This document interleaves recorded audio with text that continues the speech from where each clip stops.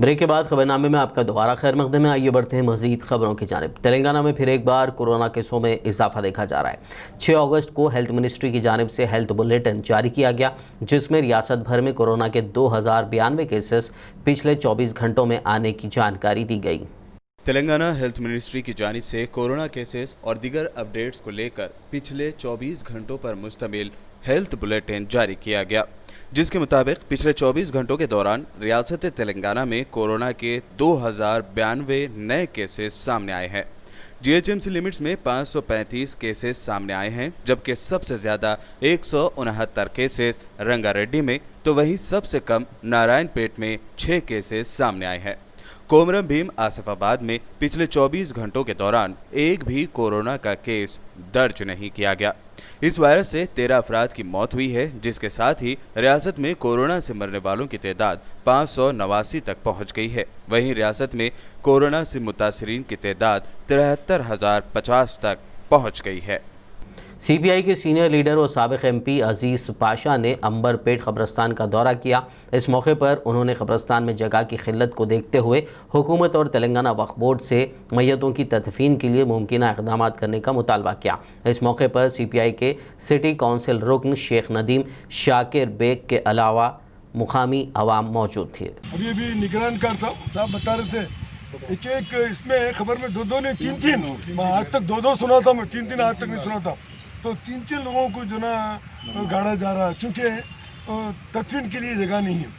तो इन चीज़ों को देखने के बाद हम जो है ना, आज पहली मर्तबा नहीं है, तो इससे पहले हम जो है ना अपने वक्फ बोर्ड चेयरमैन से, प्रिंसिपल सेक्रेटरी माइनॉरिटी अफेयर से और डिस्ट्रिक्ट कलेक्टर से बात की है, मगर उसके बावजूद भी जो है ना अभी तक इस मामले में कोई हरकत नहीं हुई।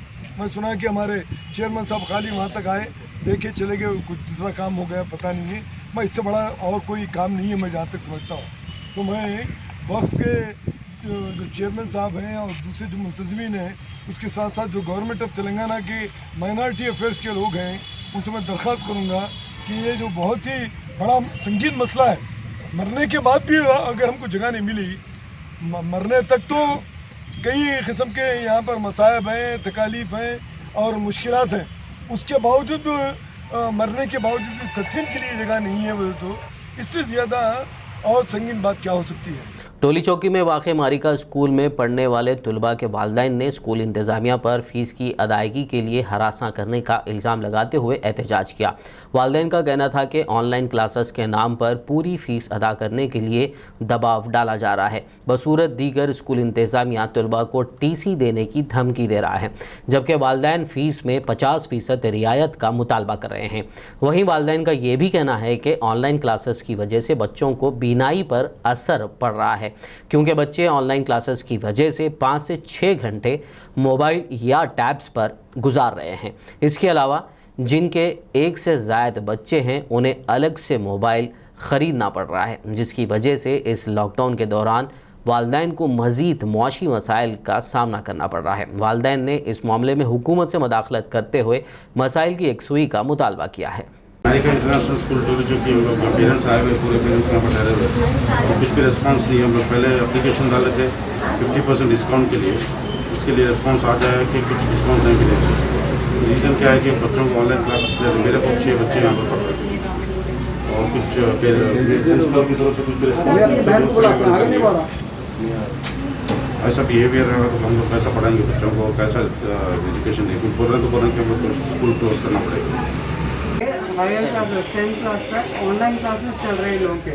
ऑनलाइन क्लासेस में अब एक घर में 2 बच्चे तो 2 फ़ोन देना पड़ा, ऐसा बहुत हमारा बहुत लॉस हो रहा। ऊपर से जो है तो ये फीस का अलग है, फीस भी ले रहे हैं।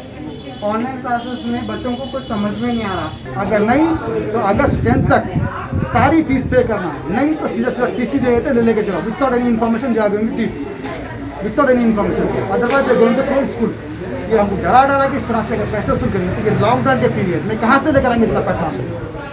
एक चीज़, दूसरी चीज़, सबकी सैलरीज हाफ हो गई। किसी कोई तो जॉबलेस है, करेगा तो क्या करेगा। टेक बारो एंड थिफ, ये बात हो गई। भीख मांगो, चोरी करो, डाका डालो, सीधी बात यही है। Zaheerabad all India Tanzeem Insaf state executive member Syed Tajuddin ने मरकज़ी हुकूमत को तनकीद का निशाना बनाते हुए कहा कि वज़ीर-ए-आज़म नरेंद्र मोदी ने जिस तरह 5 अगस्त को राम मंदिर का संग बुनियाद रखा है वो एक गैर जमहूरी इक़दाम है। मरकज़ी हुकूमत सिर्फ अपने ऐबों को छुपाने के लिए राम जी का बहुत अच्छे तरीक़े से इस्तेमाल किया। ना मरकज़ी हुकूमत को हिंदुओं से कोई ताल्लुक़ है, ना मुसलमानों से कोई, उनको जो है ये इक़्तिदार हासिल करने के लिए वो राम जी का जो है बहुत अच्छे तरीक़े से हमारे LK आडवाणी साहब रथ यात्रा निकाल कर इस शुबेदे को शुरू किया और 30 साल के अरसे में बाबरी मस्जिद को शहादत करके एक ऐसा मुनज़्ज़म प्लान बनाया गया कि जो है राम मंदिर का जो है निर्माण कर सके। तो मरकज़ी हुकूमत जो है अपने सिर्फ ऐबों को छुपाने के लिए, क्योंकि अब बिहार इलेक्शन करीब में है, मरकज़ी हुकूमत कोरोना वायरस के ताल्लुक़ से भी नाकाम हो चुकी, रोज़गार देने के ताल्लुक़ से भी नाकाम हो चुकी, कोई मरकज़ी हुकूमत के पास एजेंडा नहीं रहा। लिहाजा बीजेपी गवर्नमेंट जो है अपने ऐबों को छुपाने के लिए सिर्फ हिंदू मुस्लिम का खेल खेल रही है और जो है मंदिर मस्जिद का जो है फिर से इशू बनाकर उसको जो है संगे बुनियाद के लिए एक वज़ीर-ए-आज़म का जाना ये गैर जमहूरी है, क्योंकि वज़ीर-ए-आज़म जो होता है मुल्क का नुमाइंदा होता है, वो हिंदुओं का भी, मुसलमानों का भी, अक़लियतों का, अक्सरियत का, तमाम का नुमाइंदा होता है। नरेंद्र मोदी साहब ने ये साबित कर दिया कि वो सिर्फ हिंदुओं के वज़ीर-ए-आज़म हैं। तो लिहाजा मुसलमानों को चाहिए कि वो मुत्तहिद हो जाएं और जो है मुल्क को बचाने के लिए काम करें। Hyderabad city police Falaknuma division south zone ने डॉक्टर जनार्दन रेड्डी की निगरानी में थैलेसीमिया के मरीजों के लिए ब्लड डोनेशन कैंप मुनक्किद किया। बसेरा फंक्शन हॉल में मुनक्किदा इस ब्लड डोनेशन कैंप का city police commissioner Ranjani Kumar ने इफ्तिताह अंजाम दिया। इस कैंप में पुलिस एहलकारों के अलावा अवाम ने कसीर तादाद में शिरकत करते हुए ब्लड डोनेट किया। इस मौके पर खिताब करते हुए पुलिस कमिश्नर रंजनी कुमार ने ब्लड डोनर्स और प्लाज्मा डोनेट करने वाले पुलिस मुलाजमीन का शुक्रिया अदा किया। उन्होंने मौजूदा वबाई दौर में मास्क का इस्तेमाल करते हुए सोशल डिस्टेंसिंग पर अमल करने की आवाम से अपील भी की। साउथ जोन के ऑफिसर्स हमारे गजराव भूपाल, रफ़ीक, फलकनुमा ACP और फलकनुमा डिवीज़न के सभी ऑफिसर्स मिलकर थैलेसीमिया पेशेंट के लिए डॉक्टर जनार्दन रेड्डी साहब के साथ ये एक कैंप आज प्रोग्राम लगाए। अभी तक हमारे 182 लोगों का रजिस्ट्रेशन हुआ है, जिसमें कि थैलेसीमिया पेशेंट को ब्लड डोनेशन का ये करीब नेक्स्ट 2-3 घंटे का कार्यक्रम चलेगा। जैसा कि आप लोग जानते हैं, हैदराबाद सिटी पुलिस हर वक्त पब्लिक की सेफ्टी सिक्योरिटी के लिए, पब्लिक की मदद के लिए, उनके लाइफ की सेफ्टी के लिए हमेशा तैयार रहती है। चाहे वो कोरोना से लड़ने का इशू हो या प्लाज्मा डोनेशन का इशू हो। अभी तक करीब हर जोन से 10-12 कांस्टेबल ऑफिसर और सीनियर ऑफिसर लोग प्लाज्मा डोनेशन कर चुके हैं। हमारे हेडक्वार्टर्स में एक प्लाज्मा डोनेशन का एक कॉन्टैक्ट सेंटर भी है, जिसमें कि हर DCP और जो वर्टिकल्स हैं हमारे, जैसे traffic, law and order, crime, city arm reserve, सब के तहत जितने लोगों को कोरोना से जो निकल कर आए और जिनके बॉडीज़ में एंटीबॉडीज़ का डेवलपमेंट है, जो कि कोरोना पेशेंट के काम आ सकता है, तो ऐसे बहुत लोगों को लाइफ सेविंग का काम हमारे ऑफिसर्स लोगों ने किया है। इसके लिए मैं अपने तरफ से और पूरे शहर की तरफ से उन सभी का शुक्रिया अदा करता हूं। और आज के मौके पे आप लोगों से एक बार फिर गुजारिश करता हूं कि अभी जो कोरोना का माहौल चल रहा है, इसके तहत प्रिकॉशन लीजिए। हमेशा सोप और वाटर से हैंड वॉश करते रहिए। हैदराबाद नॉर्थ जोन के मुख्तलिफ पुलिस स्टेशन से वाबस्ता 182 पुलिस अहलकार जो कोरोना से मुतासर होने के बाद सेहतियाब होकर दोबारा ड्यूटी ज्वाइन कर रहे हैं को तहनीत पेश करने के लिए एक तकरीब मुनक्किद की गई। इस प्रोग्राम में city police commissioner Anjani Kumar ने मेहमान खुसूसी के तौर पर शिरकत की। पुलिस कमिश्नर ने कामयाबी के साथ सेहतियाब होने वाले कोविड कॉन्करर पुलिस अहलकारों को मुबारकबाद पेश करते हुए एक सर्टिफिकेट और मेमोरेंडम से नवाजा। इस प्रोग्राम में नॉर्थ जोन डीसीपी के अलावा महकमे पुलिस के दीगर ओहदेदार मौजूद थे। शहर हैदराबाद में गांधी भवन के रूबरू प्याज से भरी हुई डीसीएम के अचानक पलट जाने से ट्रैफिक जैम हो गया। डीसीएम का ड्राइवर और क्लीनर महफूज हैं। हादसे की इत्तला पर पहुंची पुलिस ने क्रेन की मदद से डीसीएम को हटाया और ट्रैफिक को बहाल किया।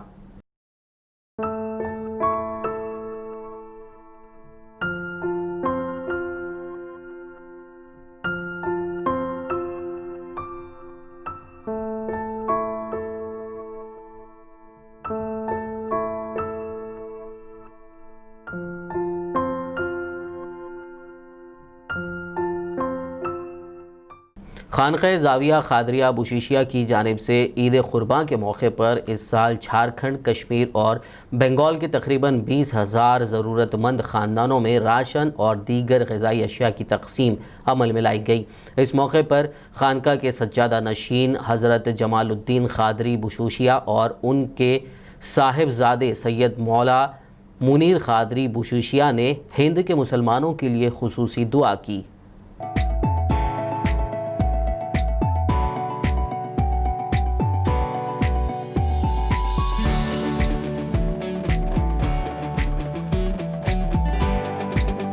आखिर में एक नज़र सुर्खियों पर। मुंबई में बारिश ने मचाई तबाही, नशीबी इलाकों के घरों में घुसा पानी, सड़कें झील में तब्दील, लोगों को घरों में रहने की गई अपील।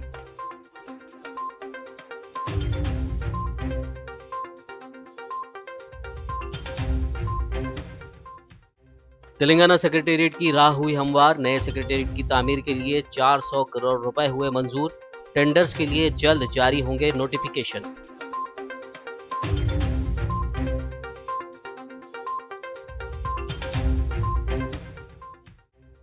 टीआरएस रुकन असेंबली रामालिंगा रेड्डी का मुख्तसर सी अलालत के बाद हुआ आज देहांत, वज़ीर आला केसीआर और दीगर कायदीन ने किया दुख का इजहार।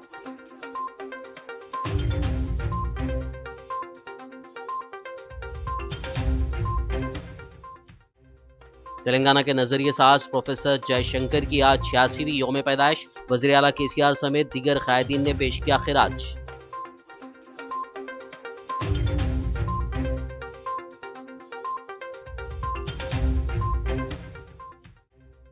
तेलंगाना में फिर एक बार कोरोना केसों में हुआ इजाफा, अब तक 73,050 लोग हुए कोरोना से मुतासिर। चाशुमे के रोज 2092 केसेस किए गए रिकॉर्ड।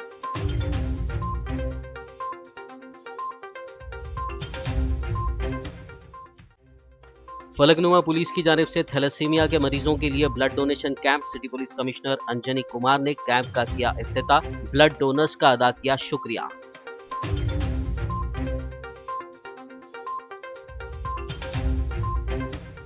खबरनामे में फिलहाल बस इतना ही। ताज़ा तरीन अपडेट्स के लिए देखते रहिए BBN न्यूज़ और YouTube पर हमारे चैनल को सब्सक्राइब भी ज़रूर कीजिए।